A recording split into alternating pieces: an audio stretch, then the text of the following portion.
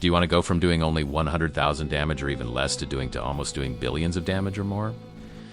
Well, you are at the current best beginner guide there is right now, and I will explain things like specs to go from races and traits and the fastest way to get max level. Please make sure to like and subscribe, and make sure to join the official Rain Peace Discord server for codes and sneak peeks of new content now that is over. Let's get into the video. The first ever thing you want to do is join the community group for you to get rewards every 12 hours from this NPC in Shibuya. You can also get codes if you join the group, but usually there is level requirements for them, but sometimes there are codes that doesn't have a specific level requirement. When you get the group reward, make sure to get a fruit and a trait. It's best to aim for light fruit, or if you're really lucky, void light, which is the rarest. For traits, the current trait tier list will be on the screen, so pause the video if you need to look over it.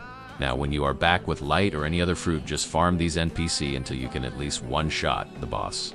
To use codes, go into the settings, and it's the first thing you should see. Also, while you are inside of the settings menu, make sure to turn off PvP and others VFX if you don't want to die and for performance issues.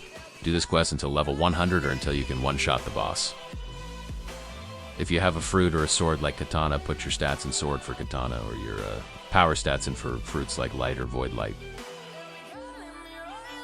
When you are level 100, you can equip the novice title, which gives a buff of 5% EXP and 5% yen, which is decent for new players. Once you are done with this island, go to the next. You can also show the island name and level recommend for that island. Once you're here, start farming this quest. Keep in mind that any quest that is 250 levels above your current one can be completed, so if you can beat the boss easy, then farm the boss for more EXP. Also, if you do not have light or katana or any other fruit, you can get this pretty solid weapon.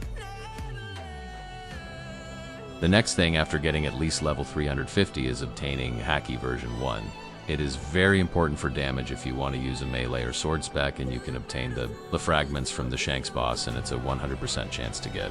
You also don't need to server hop for Shanks, which you can spawn him with the boss tokens you got from the chest earlier at the Tournaments of Power for 6 tokens.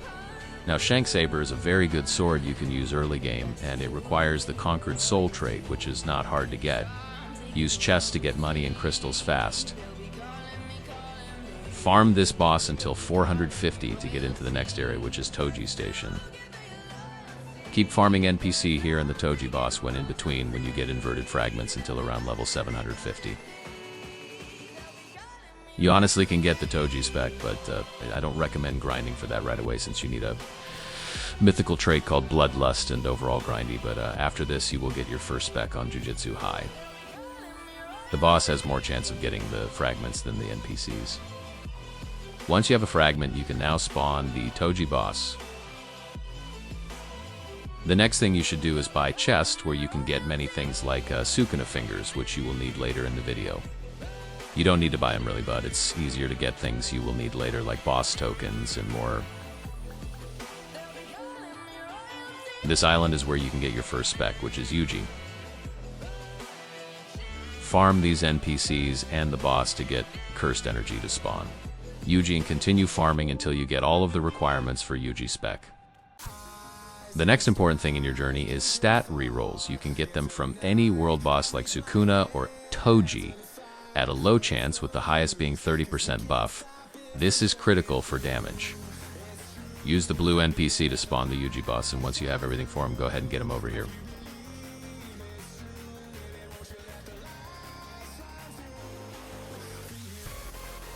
For the next sword you can get, it requires gravity fragments, which you can get from a boss in Shellstown and sometimes spawn in front of the sword. But you can also spawn the boss in the Tournament of Power for 2 boss tokens. Now, the next island is a very easy one with many things to obtain here. There's only one quest line with a boss, and behind me in a couple things like the second version Haki quest line and a new sword to obtain. You will need a Dark Edge, which you can get from the Mihawk boss, which you can also spawn in the Tournament of Power for 4 boss tokens. He also spawns every 10 minutes. I recommend getting to the next island before getting Haki V2. Just keep grinding this island, and if you want to get Kirito, it's up to you, but I recommend getting Gojo, since he's way better than Kirito. You can spawn him by getting sword seals in Shibuya shop for boss coins, and I will do a small showcase. Keep in mind to get Kirito you need 50 sword guards and not 40. It's just a visual glitch that the owners have to fix. If you do not want to get Kirito, you can go for V1 Sukuna, which is also really good, and then you can start focusing on getting Gojo. Another thing you should focus on is getting ranks, which will boost your overall stats, and more so, while grinding, try to get the materials for the first 5 ranks. Now that you have either Sukuna or Kirito focused on getting Gojo, you can get the item from him and can spawn him by buying a core in the Shibuya shop. Also at this time you should be getting a mythical race and trait, with the best trait being the disgraced one and the best race being Ant.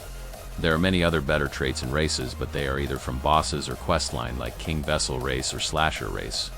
So keep in mind these are the best mythical traits to get from rolling with regular race tokens and trait rerolls. If you don't have a lot of boss coins to buy many cores, you will need to buy chests or get them from bosses who drop mythical chests like Sukuna. You can obtain many coins from 200 chests minimum. Once you have the limitless cores, grind Gojo until you get all his requirements.